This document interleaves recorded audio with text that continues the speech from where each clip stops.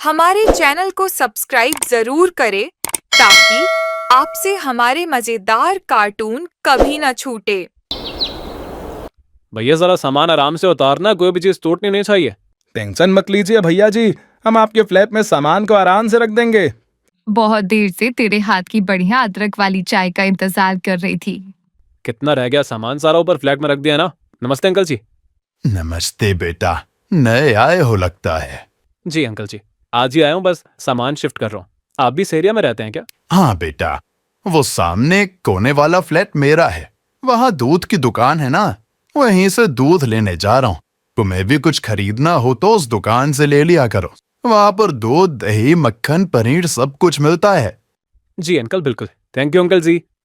लगता है हमारे सामने वाले फ्लैट्स में शिफ्ट किया है क्योंकि सामान वहीं आ रहा है। अकेला ही लग रहा है, लड़का कोई साथ नहीं है। माँ जी, रात के खाने में क्या बनाऊं? नीचे सब्जी वाला खड़ा हुआ है। एक काम करती हूँ, कटहल ले आती हूँ। कच्चा कच्चा लग रहा है, बढ़िया बन जाएगा। हाँ ठीक है बहू, कटहल ही ले आओ। मेरा भी बहुत मन है कटहल खाने का।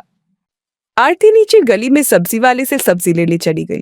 शोभा उसके उदास चेहरे को ऐसे ही देखते रहती थी। आरती पहले ऐसी नहीं थी।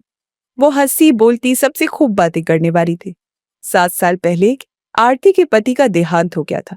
तो उसके बाद आरती अपने मायके चली गई क्योंकि उसके माता पिता ने एक और लड़का देखा जिससे आरती की दूसरी शादी कर सके, पर वो लड़का भी गलत था। इसलिए आरती ने उससे शादी करने के लिए मना कर दिया और उसके बाद फिर से आरती अपनी बूढ़ी सास के पास आ गई और तभी से आरती अपनी सास शोभा के साथ रह रही है।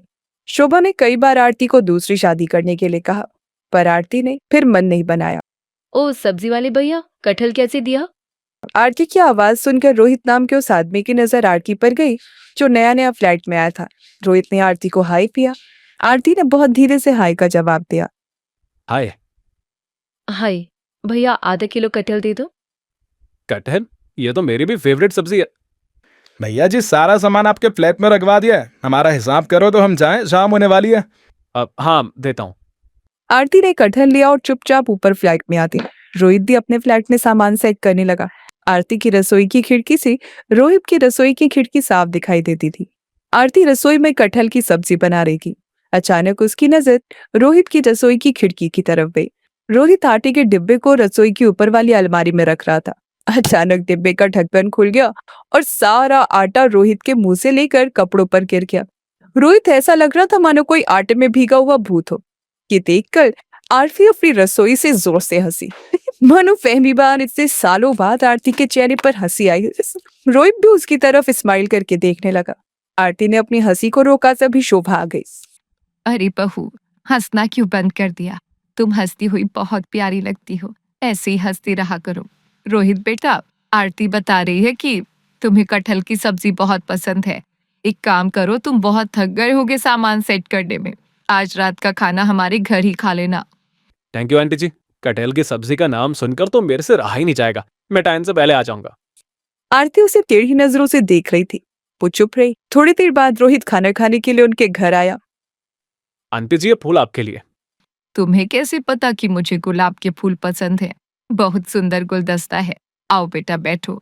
आरती, रोहित के लिए वो आम का पन्ना ले आओ। आरती ज्यादा बात नहीं कर रही थी। शोभा ने रोहित को आरती के बारे में बताया। बस यही कारण है कि आरती उदास रहती है। मुझे तो इसकी बहुत चिंता होती है। वैसे अपने बारे में कुछ बताओ बेटा। आंटी जी, मम्मी पापा इस दुनिया में नहीं है। भैया भाभी हैं, वो ज्यादा मतलब रखते नहीं। बस अकेला हूँ। 2 साल पहले एक लड़की से बात हुई थी। बात सगाई तक पहुंची थी, पर लड़की ने मुझे इसीलिए शादी के लिए मना कर दिया था क्योंकि मेरे पास कार नहीं थी। अब देखिए ना, मैंने अपनी मेहनत से फ्लैट खरीद लिया। धीरे धीरे कार भी खरीद लूंगा। पर उस समय लड़की ने मेरी बात पर ध्यान नहीं दिया और मैंने भी सोचा कि शायद शादी करने के लिए मुझे और कमाने की जरूरत है। कोई बात नहीं बेटा, समय सब कुछ ठीक कर देता है। तो मेहनती हो, कोई ना कोई अच्छी लड़की जरूर तुम्हारी जिंदगी में आएगी। अरे और कटहल की सब्जी लो ना बेटा। बस आंटी जी, मजा आ गया। आरती जी, आपके हाथ की कटहल की सब्जी बहुत टेस्टी है। पता है आंटी जी, मेरी मम्मी बिल्कुल ऐसी ही कटहल की सब्जी बनाती थी। क्या हुआ था तुम्हारे मम्मी पापा को? आंटी जी, पापा तो तभी चल बसे थे जब मैं और मेरा भाई छोटे थे। मम्मी अभी 4 साल पहले ही गुजरी हैं। भैया की शादी बाद में हुई है, लव मैरिज थी, इसीलिए उन्होंने अलग फ्लैट ले लिया। बस मैं काफी टाइम से किराए पर था तो सोचा कि अब अपना ही ले लेता हूँ। आंटी जी, डिनर के लिए थैंक यू। अब तो अक्सर ही रोहित और आरती के बीच चलते फिरते बातचीत में मस्ते हाई हेलो हो जाती थी। कभी शोभा कोई सामान लेकर आती थी और लिफ्ट बिजी होती थी तो रोहित सीढ़ियों से सामान ऊपर तक ले आता था। धीरे धीरे रोहित सास शोभा को अच्छा लगने लगा और एक दिन शोभा ने रोहित के बारे में आरती से बात की। आरती, मैं चाहूंगी कि तुम जिंदगी को एक मौका और दो। अगर तुम कहो तो मैं रोहित से बात करूं। रोहित बहुत अच्छा लड़का है और मुझे लगता है कि शायद वो तुम्हें मन ही मन पसंद भी करता है। नहीं माँ जी, ऐसी कोई बात नहीं है। एक कटहल की सब्जी की तारीफ रोहित ने क्या कर दी, आपको ये लगने लगा कि रोहित के मन में मेरे लिए कुछ चल रहा है? ऐसा कुछ नहीं है। ना ही मेरे मन में रोहित के लिए कुछ है और ना ही रोहित के मन में मेरे लिए कुछ है। हम सिर्फ पड़ोसी हैं। आरती शोभा को दूध देकर गैलरी में टहलने के लिए आ गई। कहीं ना कहीं शोभा की बातें आरती के मन में चल रही थी। तभी उसने देखा गैलरी में रोहित किसी से फोन पर बात कर रहा है। रोहित ने दूर से आरती को देखा और हाथ हिलाकर हाई किया और फिर से फोन पर लग गया। कुछ देर बाद आरती कमरे में आकर सो गई। अगले दिन आरती शोभा से बोली, आप मुझे कह रही थी ना कि रोहित के मन में मेरे लिए कुछ चल रहा है। पता भी है, रात को रोहित अपनी गैलरी में फोन पर किसी से बात कर रहा था। काफी देर तक रोहित ने इतनी देर रात तक किसी से फोन पर बात की। और आधी रात के समय कोई किसी से फोन पर बात क्यों ही करेगा? कोई गर्लफ्रेंड होगी, तभी तो इतनी देर फोन बिजी रहा। हाँ, कह तो तू ठीक रही है। हो सकता है मेरे मन का वहम ही होगा। चल छोड़, कोई बात नहीं। मैं अब इस बारे में कोई बात नहीं करूंगी। अगले कुछ दिनों तक रोहित दिखाई नहीं दिया।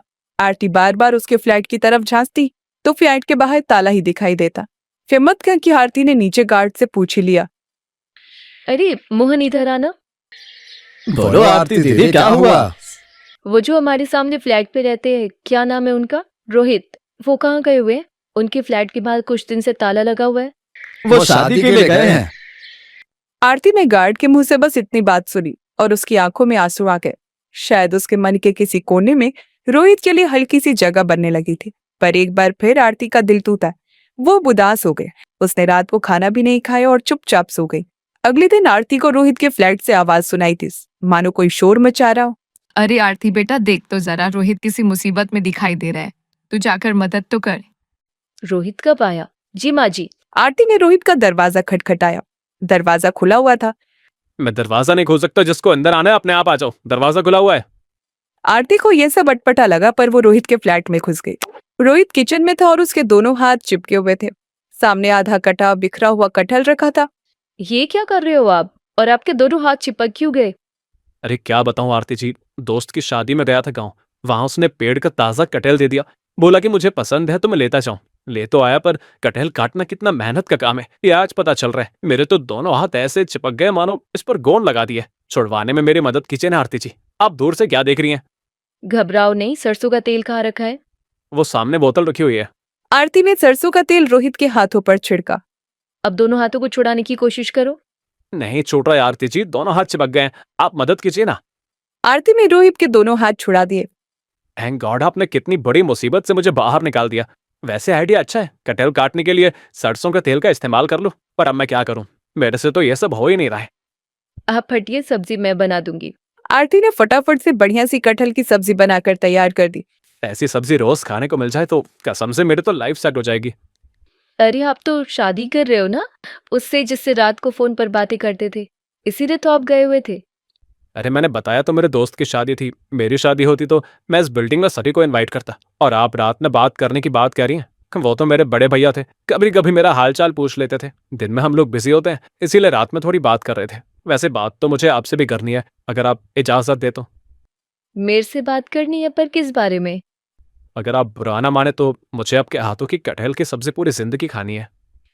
रोहित को बात सुनकर आरती शर्मा गई। उसकी आंखों में खुशी के आंसू थे। शायद मन ही मन वो भी रोहित को प्यार करने लगी थी।